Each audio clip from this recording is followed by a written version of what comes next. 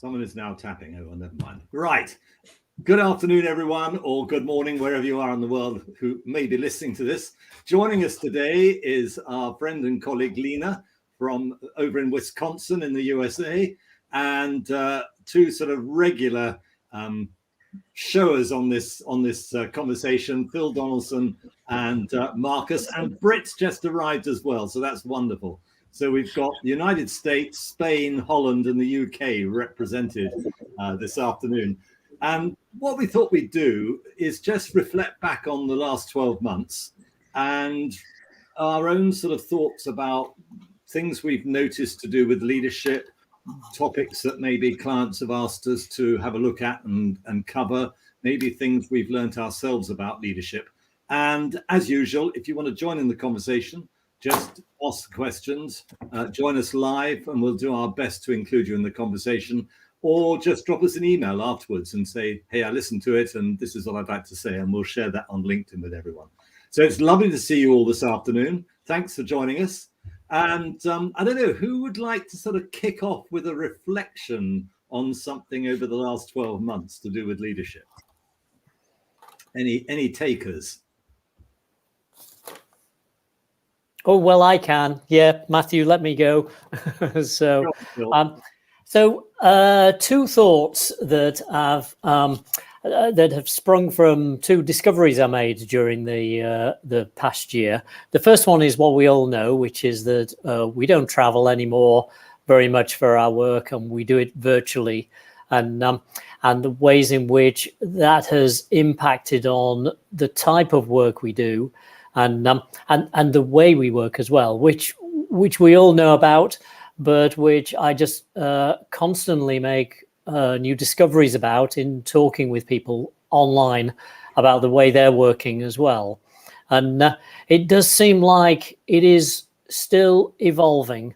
I mean, we've made our transfer to Zoom or to Teams or to one of the virtual platforms. We have online conversations, but I think that it's still evolving in terms of the management education, the leadership education that we do, where people are looking at it as in, are we now doing web classrooms? Are we giving lectures? And so my bit of information is I had my first demand recently for, okay, when you give this presentation to people online, one of our requirements is that you will be standing up, which was a whole new request to me, and which had implications, I think, for the way in which, because I have spent the last 2 years virtually and sitting down doing this work. And so what does it mean if I stand up? And I've started noticing, and I don't know if you have, that there are people paying attention to the way in which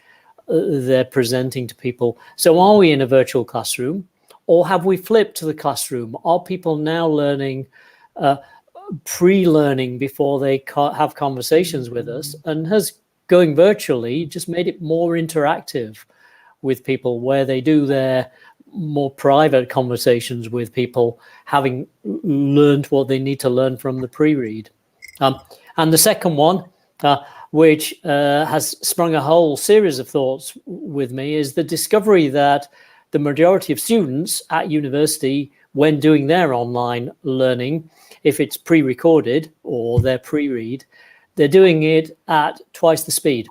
So they're basically running the videos that they're watching or the seminars that have been recorded that they're taking part in.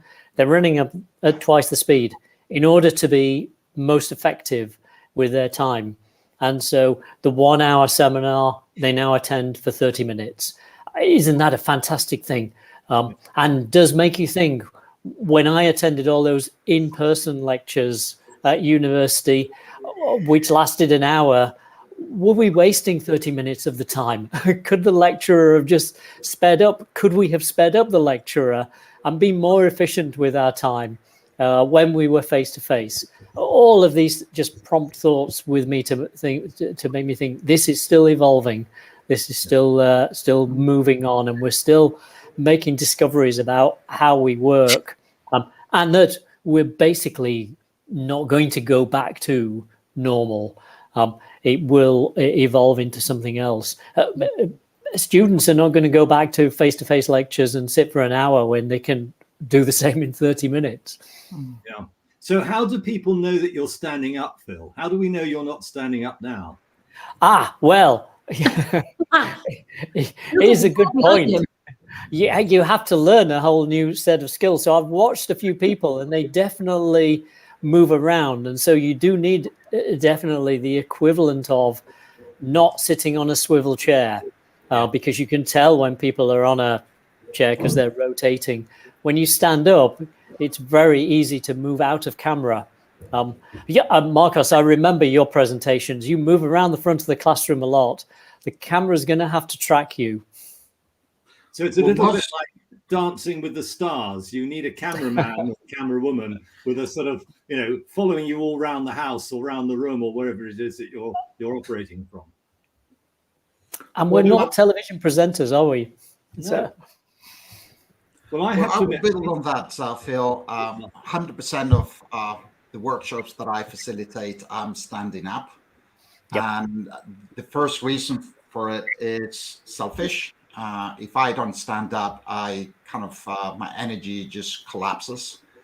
I'm very kinesthetic, so I need to move. I need to move my arms. So standing has been something that I've given myself permission to do. Yeah. Breaking the rules of, sit down and be a good boy. I said, well, I don't want to be a good boy. I've never been a good boy. So I'm going to break the rules. So, stood up, move. And then, Matthew, the feedback that I've received is phenomenal. Yeah. Because not only I stand up, I walk away from the camera, and then I walk back towards the camera. I play with the difference in zoom. So I get close to the camera and then I move away, play with it. So people know that I'm moving, I'm not just sitting. And for me, it makes me feel alive. My energy is there. I can communicate. I can be more myself. And it definitely, at least in my experience, the feedback that I've received is that they very much appreciated the fact that I was standing up. Interesting. Lena, what's been your experience? Because you work with a lot of students in your role. What's been your thoughts? Yeah, I love this idea of standing up. I'm thinking so many things right now. You remember that old quote that says that the communication comes in these three packets. It's like a 1950s, 1960s study. So it's made up of words, tone, and body. Yeah. Right. And so words are 7%. I feel like my whole life has become about the 7%. Because tone and body gets distorted. So Marcos is I think you're clearly onto something. I did a 5-hour workshop the other day on negotiation. I had 2 highly interactive activities planned. I thought a couple of people might be on Zoom. It turned out half the group was on Zoom. And for me, Marcos, I stood and I did have a camera that followed me around, which helped a lot that they have that technology in the space. I chose to take my mask off because they'd moved the group far enough back. They could be masked and I could be unmasked. That helped a lot. So I find the technology to be making me efficient in a way that dehumanizes me sometimes, right? Yeah. Yeah.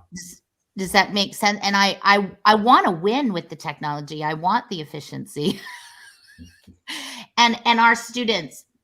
So I direct an MBA program and we're a hybrid program. So you spend part of your time in a room with your colleagues and your professors, and part of the time we use technology like Zoom. And when we started getting everybody ready for Zoom, so this is pre-pandemic, people were like, what? We're going to use Zoom? It was pre-mastery. So we were able to flow into using Zoom, but here's what students tell me again and again and again, and it's what you all are saying. I miss people. I feel like my MBA wasn't what it could have been because I wasn't with everyone, right? And so I think that tone gets distorted and people don't get our body energy, because I think that body part is more than just moving our bodies. It's our energy fields exchanging something.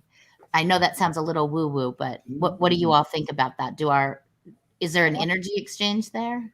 I did yesterday with a group of senior leaders in the National Health Service here in the UK. I did a face-to-face workshop, but it was an intact team of very senior leaders, all of whom were treble vaccinated, as I am.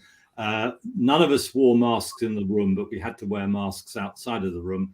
And all of us had done a lateral flow test either yesterday or the morning or this yesterday morning, so that we could get started. And just being able to speak to people without a mask on, just being able to sit back in a room and sense what someone might be feeling at any given point, because there was you could imagine there were some fairly difficult conversations that we had to navigate, but we also had to have in order for the learning and the development to take place. I came away, first of all, thinking, wow, I could not have done that using technology. I've discovered I can do a lot using technology, a lot.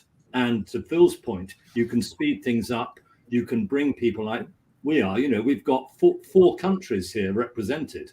On a virtual call, you could get all 4 or 5 of us in a room together would cost a fortune. So there are lots of things like that this year have worked really well. But facilitating that workshop yesterday, there were some very, very deep and serious things discussed. And I don't think I would be able to do that using technology, because I'm not sure that I would be able to pick up on the little nuances and the eyes looking down and the sort of hand shaking and all the things that happen during the course of the day. So I think there's been some tremendous, in my experience, I was a complete dinosaur 2 years ago. I thought, no, technology, please. I'm just going to disappear into a cave and pull the stone up in front of me. I've got to grips with it, and I do use it, and I enjoy it. But in my experience this year, and particularly now we're getting into some difficult stuff where people have been away on their own for a long time, I pick up on Phil's point. We've still got a lot to learn. This has got some distance to run before we can really say, yeah, actually, as part of leadership development, this works well. That would be my gut reaction. And I think it's a very good point, Matthew, about what we basically save the face-to-face for, which is for the difficult stuff. Yeah. It seems that a lot of things that we might have been doing face-to-face, which might have been relatively low value, not the difficult stuff, the information download, we can do much more simply and efficiently, not just online, but not asynchronously, so pre-recorded for people to be using this. And one of the readings that I've done during this year is into this idea that we effectively flip the classroom, that we don't have a plenary session in a large hotel main room where we just do an information download for people on a theory or a particular framework that we want them to understand, and then they go into breakout rooms to have a discussion about it.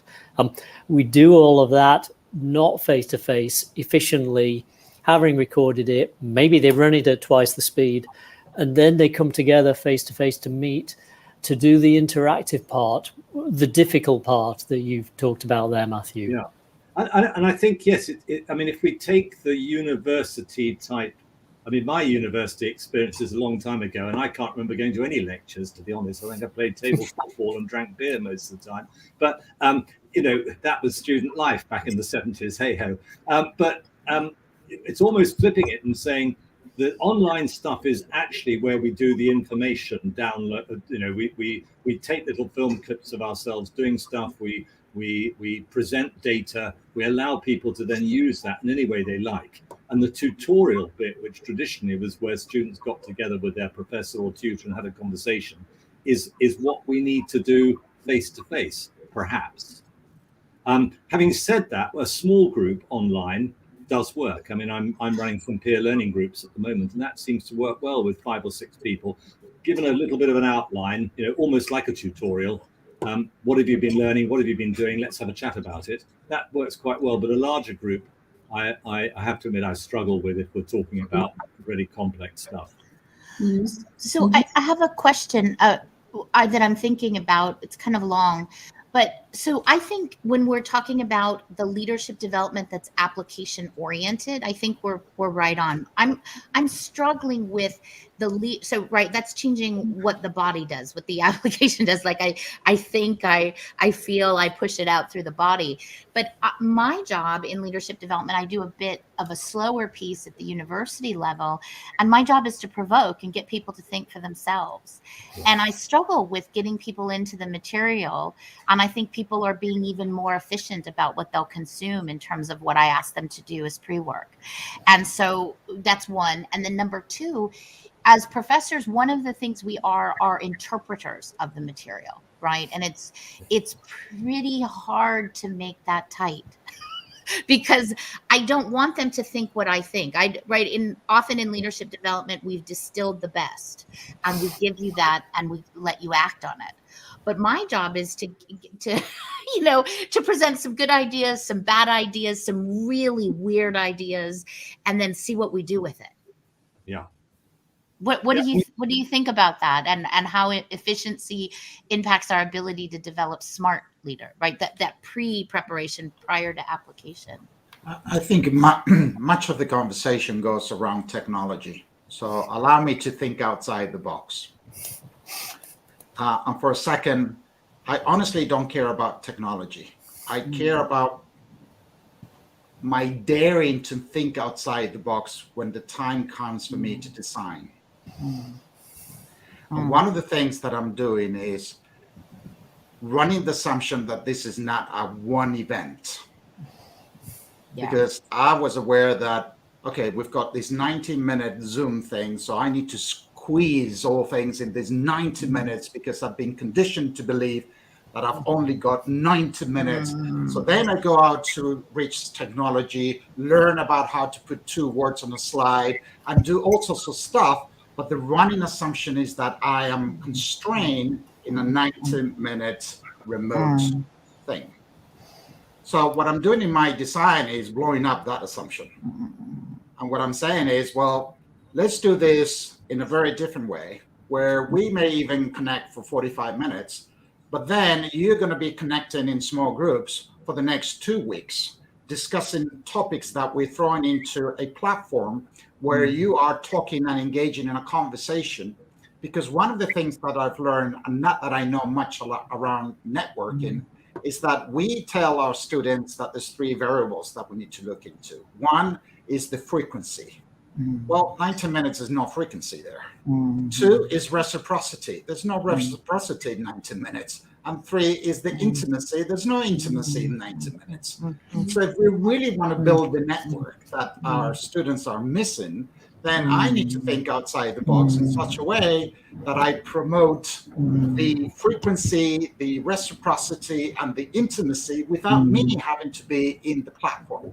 Let them, they're grown-ups. They can have the conversation. I may throw the challenge, the topic, the theme, the expectations, whatever. And my experience has been they absolutely love it because they feel they are connecting. Even though they're physically not connecting, but they feel that they have had those 3 variables and they have benefit from those 3 variables. So that's me, the rebel, thinking outside the box and say, bugger off with the box. I'm not constrained for 90 minutes, 45 minutes. I'm trying to vomit this material. I just want to do it something completely different in such a way that I am not the protagonist here. They are the protagonists, and I'm the master designer. Now, am I there? Absolutely not. But I'm just giving you an example of the way I'm challenging myself when the time comes to design. But I think that feeds into, because of the pandemic, that feeds into the need that we all have, just as we're doing now. We're meeting a need by just being on this call together, a need that we all have to actually link up with people. And if we physically can't do it, then when we get an opportunity using the technology that we're using this afternoon, then to give people that opportunity to have those conversations and just to meet up is really important. And it seems to me personally, it seems a waste of time downloading content at them. They can do that at any time of the day and night just by going online or whatever, but to actually bring them together and have some meaningful conversations where they facilitate what they want to talk about. They decide who's going to lead the conversation is incredibly powerful, and it saves us. I think it avoids us stepping into that point, as you say, Mark. I love this term, vomit. We just feel that we've been paid for 2 hours to do this stuff. Let's just dish out as much as we possibly can and gasp for breath at the end, turn the Zoom off and say, thank God that's done. It doesn't work like that. It really doesn't. Britt, what do you feel? Because you've just come back from Saudi Arabia where you've been working. I have, yes. And I was going to loop back to what you said about being in a room with senior leaders and having some very serious conversations going on, and saying that wouldn't have been possible on screen. And in Saudi Arabia, I did a workshop, a leadership development workshop with a large group of people. And I would say that it's not just the seriousness that benefits from a face-to-face group, face-to-face delivery, but it's also the fun, actually. We did a version, and I'm sure a lot of you on this call know that, of the multiplex, where you have many different problem-solving activities that people need to do and work in small teams and solve the problems. And then we look at them, we observe them, and we say, well, how did it go? Who took the leadership role? Did you solve it? How much money did you make? So it's an experiential, as we call it. And it's great fun. There's time pressure and there's pressure to perform. But at the same time, people were running around like in the olden days, and everybody was, of course, vaccinated, and we were trying to be good about distancing, but people were running around, laughing, having fun.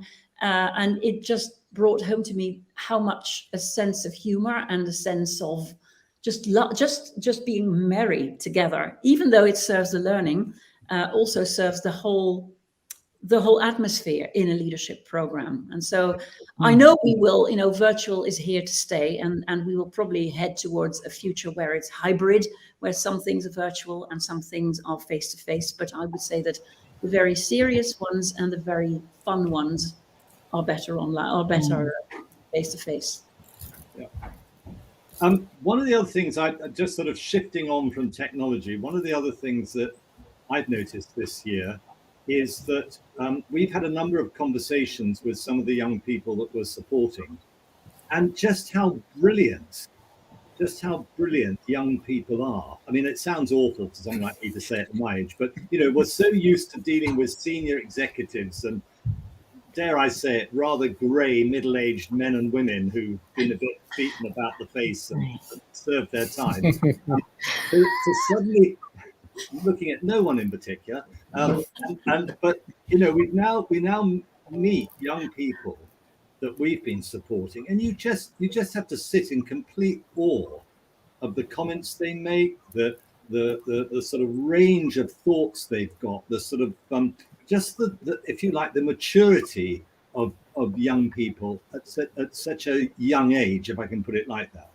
And you see it right across the piece. You see it on the conversations we've had, you see it in the press, you hear it on the media. I just wondered what your reflections were, because I've been hugely impressed. I may not agree with it all, but I've been hugely impressed with young leaders.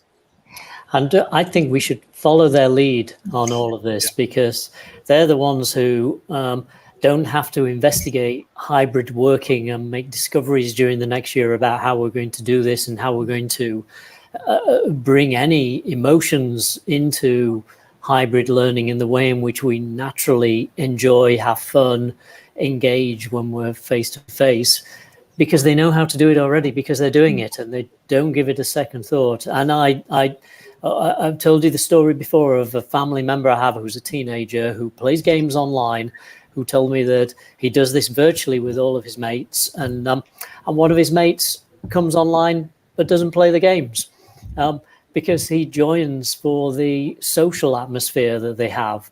And so the games are a bit like going to a coffee bar and drinking the coffee. You're not there for the coffee, you're there for the social side and for the fun and for the attachment you have with the people.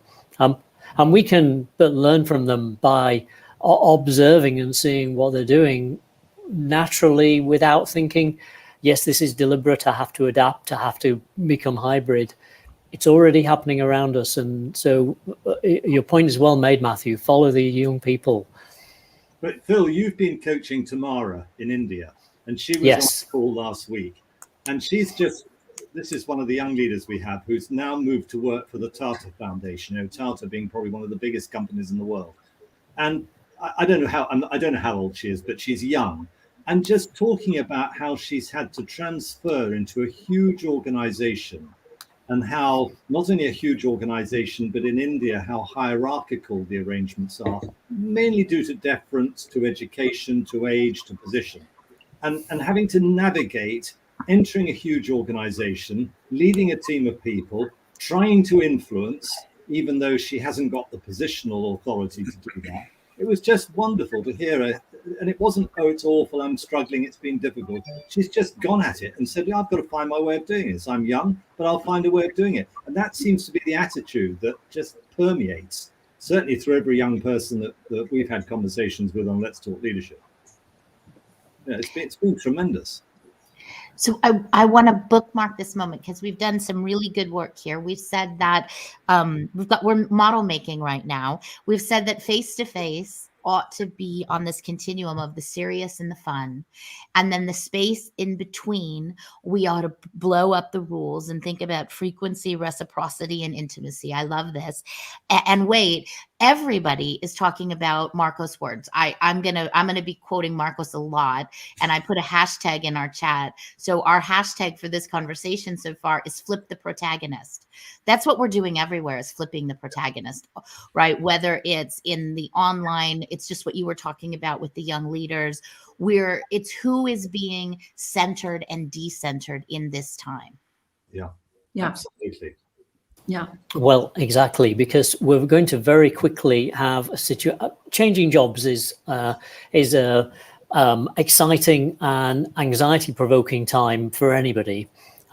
And we've heard stories, and I've spoken with people who changed jobs during the pandemic, where they've started a new job. They now work with new people. They've never met them face to face. The new job means they're sat in the same chair in the same room in their house.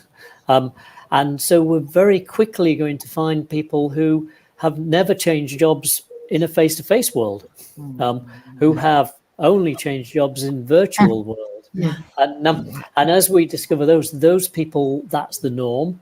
And so they'll have all of the experience of that to be able to say, yes, this is how I cope with the emotional side of that during this time. It's back to this bit of following people's lead, who we can learn from them, because for them it's the norm. Mm-hmm. Perhaps another element I've seen creep in, which I think is really encouraging, but I don't know, again, a bit like the comment you made, Phil, I don't know where it's going to go. There's been quite a lot of talk recently about kindness. And living in a country at the moment where, there are every day there are individual examples of wonderful kindness, but also sort of national examples of, do we care? Are we bothered? Do we do this? Do we do that? I'm going to be interested to see, as it's crept into what we've been talking about over the last 12 months. I'm going to be really interested to see whether that is sustained into 2022, and where we, as people who help facilitate conversations around leadership, what we do with it. Because I personally, I think it's hugely important, and I think we have lost. I think if anything's happened in the pandemic, individually, we've tended to shut our doors and to look after the ones nearest to us, which is important. But just now and again, we need to be thinking, hold on, we might need to do that. But as leaders, we also need to be taking care of the wider society in which we operate. And I think it's just going to be interesting to see where that goes. I don't know what anyone else feels, or perhaps I'm being a bit woolly and whatever. No, I heard a leader of a small organization the other day who had been going out of his way to keep his people on the payroll instead of laying them off. And he talked about, he said, for me, it's not head count, it's heart count. That counts in an organization. And I thought that was a wonderful example of I suppose, kindness in action. Yeah, that's a really good example. What do anyone else feel? I mean, Marcus, have you noticed it, or is it something that's been talked about in Spain and elsewhere? I could be talking for hours because my theme is compassion, and that's my field of research. I would only say that I make a distinction between being kind and being nice. Yeah. And being nice is giving permission to get away with the task and ingratiate the people, just to be nice to the people, sort of. So people go away with it. They get away with the whole thing.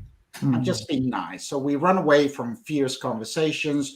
We don't give ourselves any criticism, or we are not open to deliver any negative feedback. We're just trying to be nice to each other.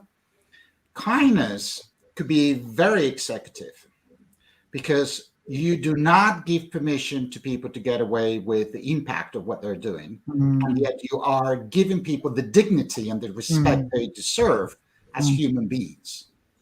Yeah. So kindness, it's empathy, but it slides very rapidly into compassion, because compassion, one of the definitions that I like about compassion is empathy in action. And in many companies, they are promoting empathy, and empathy without action can very easily fall into niceness. I understand you, but now we're not going to do anything about it, or we're going to run away from the conflict. Compassion is a very executive function, that the word is very loaded because of religious reasons, etc. But when you think about it, it's empathy in action. You do something about it. And it may be something that it may look not nice, not very nice, but it's necessary, it's needed. So I think that's what we're missing. I'm starting to see companies going into niceness, into let's be nice to each other. And that could be very toxic. Whereas kindness is a healing process where you uplift the person. And it's a very different energy. Yeah. So let's build on dignity and respect, right? And our conversation right now is focused inside the organization and our work with organizational leaders. Let's take dignity and respect and ride that back out to the bigger society at large, and on my responsibility to be kind in that space. Have you been struggling at all in this space? I have a Bell Hooks quote I brought this morning. Bell Hooks passed this week. She is an American author who was prolific, particularly in, she's an African-American woman. Here's what she says, and it relates to kindness. The moment we choose to love, we begin to move against domination, against oppression. The moment we choose to love, we begin to move towards freedom, to act in ways that liberate ourselves and others. And Marcos, I just have to say how much I have been dealing with a different kind of accountability and my responsibility to provoke and deliver dignity and respect to people who live in a different reality than me, right? And not understanding that reality. How do I be kind in that space when I'm ignorant? And women, and let's talk about the dirty little secret of diversity right now. Women are benefiting from a focus on diversity because it's much easier to figure us out, right? A bunch of white women than so women are having a moment, and I'm certainly part of leading that movement because I'm really excited to take advantage of it. But is that kind? Am I making sure to center the conversation back into what's really hard right now? Let me offer my 2 cents. The way I'm presenting diversity in business is to forget about diversity and to focus on inclusion. Say more. We are very classist, and we push people away through our own delusional ideas. You white, you better than black. You black, you better than Hispanic. If you are a lesbian, you're worse than someone who's straight. And we start making all these differences. And with all these differences comes in the comparison. And with the comparison comes the competition. And with competition comes a winner and a loser. The win stays, the loser goes. That's the exclusion. When we look at humans, inclusion is not something that you need to earn. It's something that it's your right, it's your birthright. Because the fact is that none of us, we are equal. We are human beings, but we're all very different.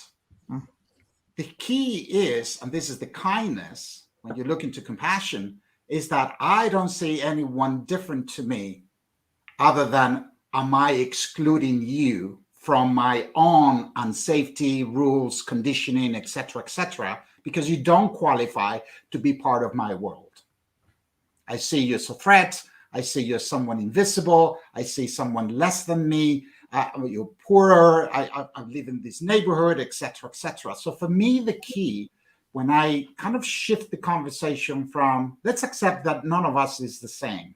We are all diverse. Now what? What do we do with that? And inevitably ends up in, am I willing to include you in your uniqueness? Or am I going to exclude you in your uniqueness? Or before I include you, you need to earn the right to feel included, like going to a golf club, where you need to earn points to be part of our club. So the conversation for me goes into inclusion, which for me is the first step in building the psychological safety people need. Yeah, I like that. So I think you're at the interpersonal scale, right? That's an interpersonal intervention. That's between people.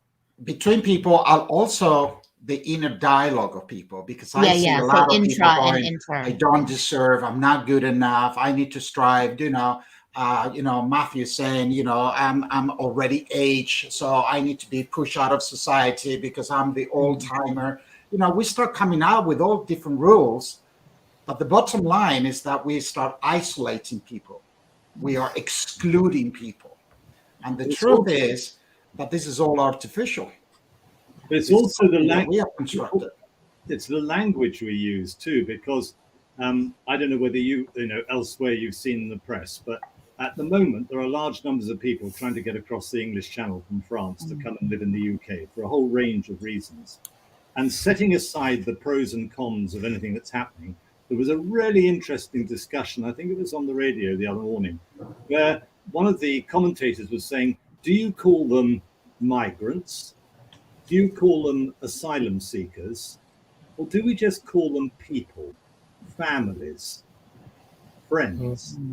And depending on where you start from in your conversation about that particular situation, you very much diverge away from how do we help? And you can sort of almost stop yourself from getting into that area of thinking seriously about it by just saying, well, they're migrants, or they're asylum seekers, as if that's a sort of brush with which you coat every single individual in every single rubber dinghy who've come from all over the world and have probably done things that none of the rest of us would ever have survived. They've seen or experienced stuff. But by calling them migrants, you can sort of manage it without having to be too much focused on the fact that these are human lives. You could argue that if you call them human lives and people, does that then give you a sort of a view that might be more difficult to manage, because you're then having to deal with all of the different variations and the uniqueness of each individual situation? It becomes more complex, it becomes more difficult. So maybe it's easier just to call them asylum seekers. And I've been working with a client this week, just trying to sort of develop some new piece of work. And they've talked about diversity and inclusion, but they've added the word belonging on the end. So they talk about diversity, inclusion, and belonging. And picking up on your point, Marcus, I remember 2 years ago talking about diversity, and someone stopped me and said, but diversity is with us. We are diverse in the 5 people on this screen, whether we like it or not. We are diverse because we're all unique. So it's the inclusion, and now I'm interested, it's the belonging piece. You can include them, but how do you really enable people to feel they belong to whatever it is that you're working on or you're asking them to do? And I was struck by that. Well, and And when we're working at the social scale, so that's a little bit different in our work. I work at the organizational scale as right, and we're intra and inter, but I also, part of my charter is to create citizens, right? I'm preparing people to be citizens. And so I'm intervening at the social scale. And I love what you say about language shifting. That's, to me, that simple 3-word change, Matthew, wow. Right? Getting to families, it's much harder to deny them their humanity, right? Deny them the dignity that Marcos is talking about. But belonging, and I'm interested in what you think about this. Is belonging only belonging now, or do we have to consider the historical belonging? Right? So if just because I say you belong now doesn't obliterate all the evidence you have over your lifetime that you indeed have not belonged. No, the point I'm making is that I think in 2022, one of the things will be, how do organizations encourage people that they work with or they employ or they recruit into their organizations, encourage them to feel that they belong, not that they're told they belong, but they really belong. Yeah. I mean, are they going to go into an office facility or into a workplace and find someone's actually already thought about how to help someone joining that organization feel that they belong from day one? I remember years and years and years ago working over in Cambridgeshire in the east side of the country in a packing plant where they were packing flowers for the major retailers like Asda and Walmart and people. And one of the production lines was in chaos. And another one was actually working quite well. And most of the people on the production lines were Portuguese. They were labor that came over every year. Traditionally, for years, they'd been doing it to pick the flowers and to pack them. And I went over to the line where things were working okay. And I said to the supervisor, how come this line's working so well? She said, well, the very first day they arrived, I found one of them who spoke a bit of English. And I sat down with her and we translated all of the instructions into Portuguese, and all of the labeling on all the trolleys and everything is now in Portuguese. And I said, well, did someone tell you to do that? She said, no, I just felt that if I was going to Portugal to do a job and I didn't speak Portuguese, it would be useful if someone could put things in English for me. And, simple, that to me is an evidence of leadership in action in creating some actions. Picking up on Marcus's point about empathy, compassion is empathy into action, taking an action that just made people feel they belonged, and they involved them. They didn't do it. They didn't go to Google Translate like I do. They actually went to one of the Portuguese people and said, "If you speak a little bit of English, give me some help here. Let's get this worked out." The other line was a mixture of Portuguese and some other countries, and the supervisor there hadn't got a clue. Wasn't interested. It was just stupid foreign people not being able to pack the plants properly. So it's I think that seems to be creeping into conversations that I'm having. I think your example is a wonderful example of compassion. Yeah. That's it. It doesn't have to be big. It doesn't have to be global. It has to be meaningful. And it could be very small. I just had a thought that if I were, it's a very simple, anyone can do it. Yeah. The difference is that, are you willing to bring that empathetic moment into action so that people feel accepted, welcome, loved, that someone cares for them? And, those are the pillars of what, at least for me, how do I know if I belong? Because people accept me. People care for me.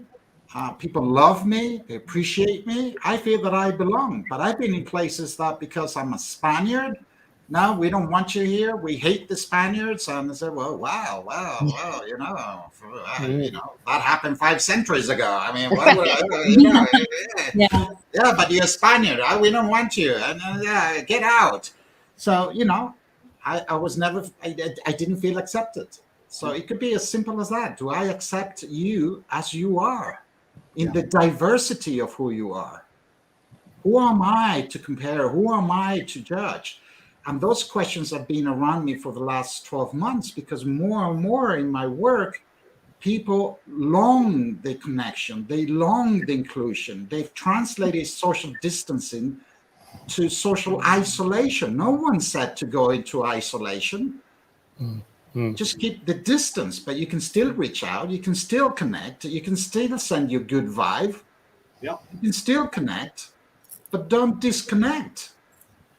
But I think that is such a big challenge for all of us, because when I think about it, I do rely a lot on being in the same space as somebody at the same time in order to make those connections.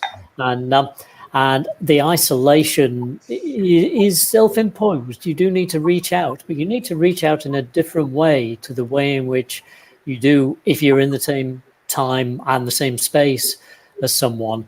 And the challenge I'm thinking of for next year is I think I need to travel less, because I think I need to put myself in the shoes of some other people in the future who, if I carry on traveling, has such negative implications for them. And so that empathy, again, is time and space. I'm putting myself in the shoes of another person, but they're not here with me now. And so it's not easy to think about it. And it's a dilemma, because it is harder to think about the people. It's easier to get into thinking of them as some other people who are different, if they're not here with me on the same production line in Cambridge, speaking a different language. But I've got to use my imagination to have empathy, rather than just sort of the evidence in front of me.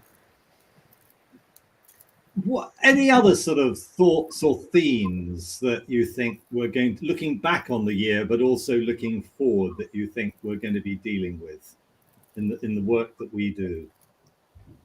Well, that's one that I've raised, which is, what do we think about climate change? Yeah. Because it has such a big implication for our work, which we've all traveled so extensively for. And I mean, I live in a part of the country where the flight paths out of Heathrow Airport to the United States and to Canada, and particularly to the west coast of the United States, come over the house. And for the last 18 months, well, 3 to 18 months ago, I could look up in the sky, and every morning and every afternoon, the sky would be filled with planes, absolutely filled, either coming into the UK in the mornings or flying out in the afternoons or coming across from Europe. And there's about 3 flights a day going over my house now when the weather's clear. And I'm thinking, does that mean everyone like us has stopped doing what we're doing? Because I think it might do it to a certain extent. I mean, it was ludicrous. We could be sitting on planes flying to the United States to do work at the same time that Lena and all her friends were flying to Europe to do their work. And that went on for years. I mean, I used to joke that if you actually could stop all the aircraft somewhere across the Atlantic, you would find people going in both directions to do exactly the same sort of work, simply because someone somewhere decided they would like Lena to do it, or they would like Phil to do it, or they would like Britt to do it. Well, I mean, that's a nonsense, isn't it? That really is a nonsense. And the air's cleaner, the birds you can hear, and you think, yeah, maybe life, maybe it's just my age, maybe life, needs to be changed a little bit. Maybe I just need to sit in a deck chair somewhere and drop out of the tree. But, you do get to a feeling that actually there's some real decisions to be made, I think, next year about how we continue to do what we do, or do we stop doing it? Let me take that a step further, Phil, because the question I'm asking myself is not so much about climate change, it's more about pollution. And for me, is in what ways am I polluting my environment? And that includes emotionally, mentally, socially, physically, etc., etc. It has come to my awareness that the world is polluted. So the tough question that I'm asking myself, in what way I'm making this worse with my own pollution? In what way I'm dumping my anger on my wife rather than regulating myself and transforming that anger into kindness? In what way I'm saying something rude to someone and not asking for forgiveness? So, that for me is a big wake-up call, that the world is polluted, and for me is in what way can I contribute by not becoming a polluter?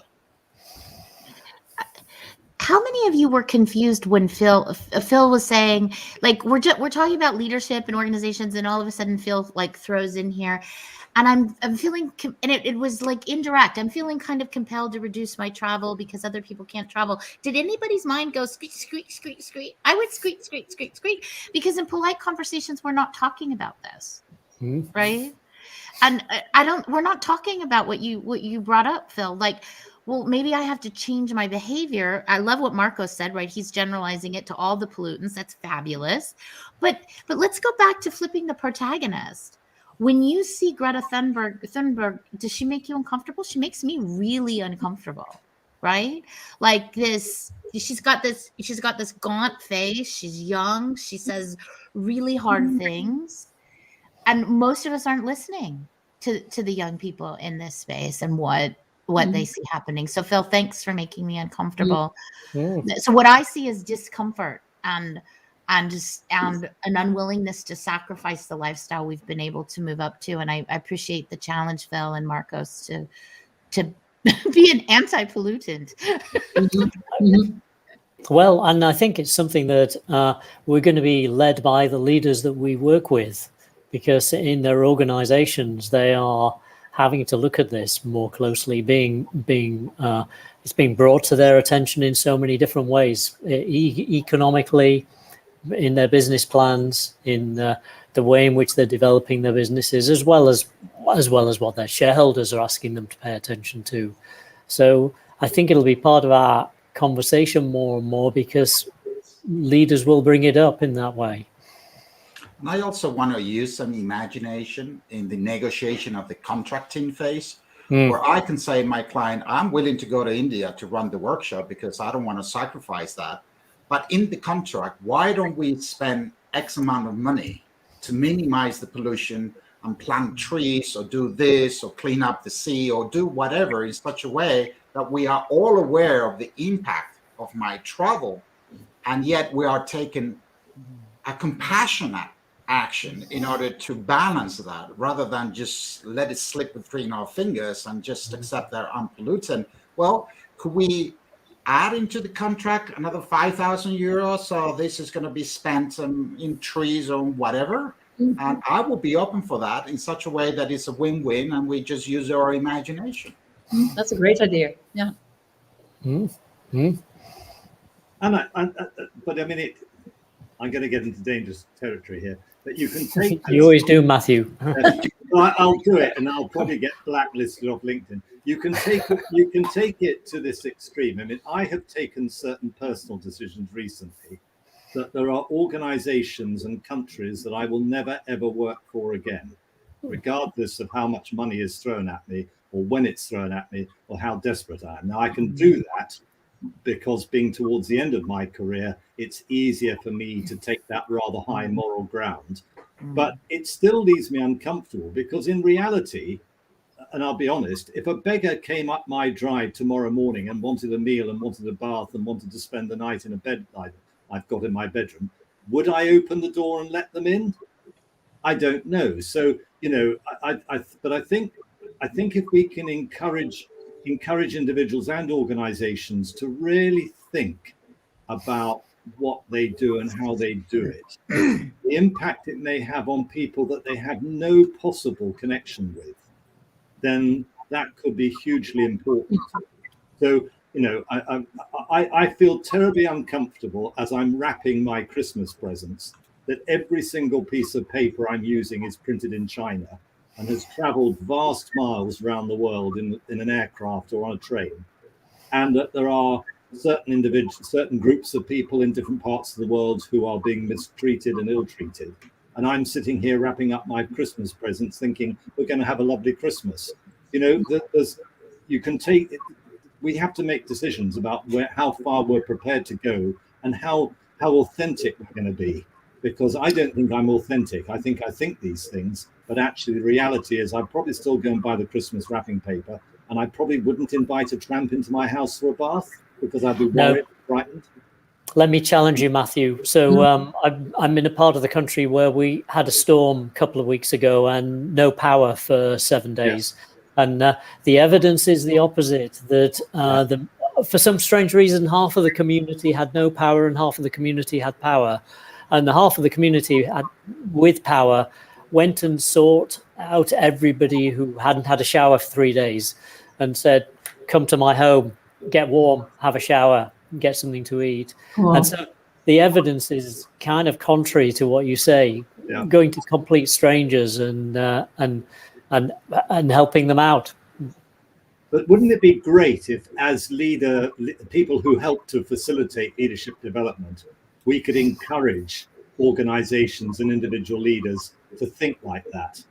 You know, not because they're forced to, not because of some lovely economic model that convinces them it's the way to go, or that their shareholders are going to suddenly rub their hands with glee, but they just say, as an organization, we have a social responsibility that is beyond just the family of people we employ and the and what we're in business for, and that we do need to think more widely, and we need to have leadership at the top of our organizations that think like that as well. I don't know, it'd be interesting. I mean, that guy who sacked 900 people on the internet the other day, you know, I thought we'd gone past that years ago.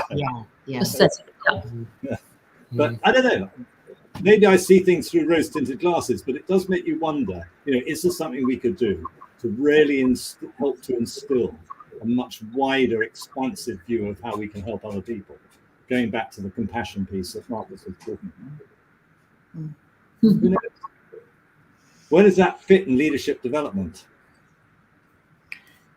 For me, it fits right at the heart and the center. You know, my favorite, I've been teaching now for over a decade, and I don't really enjoy teaching my leadership classes when they're just about leadership and I'm teaching leadership models and theories and all of that. That's not fun. Ethics is a blast. Yeah. Yeah. I'm with you, Lena. I've actually realized in the pandemic, I do not want to present leadership models to people and explain how they work and why they're significant. I just want conversations like we're having now. I have my thinking challenged, you know, my viewpoint challenged, because that's the heart of what we do, I think. I think for me, it's, you know, this is not something new, but it's been with me for a while, that we are professionals in being a leader. And my emphasis, and I'm guilty, is that I have placed a lot of my energy into trying to understand what it means, the word leader. And I've forgotten all about the word being. So the wake-up call for me is like, hang on a minute, I am standing in front of people, focusing my energy in trying to figure out what leader means, and completely pushing aside the very uncomfortable conversation around what does it mean to be a leader, and place the focus on being rather than the competencies, and all these companies with 360s and 18 competencies, and oh my God, and the menu changes again, and now I need to do this, and now I need to do that. So what's the big deal? Well, let's focus on being. And that for me has been a phenomenal next step in my growth as a leader. It's like, oh my God, I mean, I've spent 30 years of my life on something and completely forgetting about the other piece, which is being. Who do I want to be? That's the question. Who do I want to be? Forget about leader. Who do I want to be? Do I want to be compassionate, Matthew?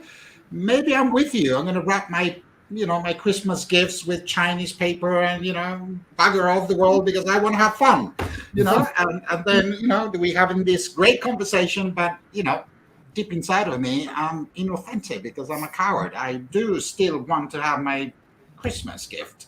Exactly. I'm with you with that, Marcus. We all do. That's the conundrum, As a shareholder in a business, you want the return because that's your, But at the same time, you'd hope that your pension is founded on things that are perhaps a little bit more egalitarian and helpful and useful to society than just the pursuit of profit. But that's probably a conversation for another occasion.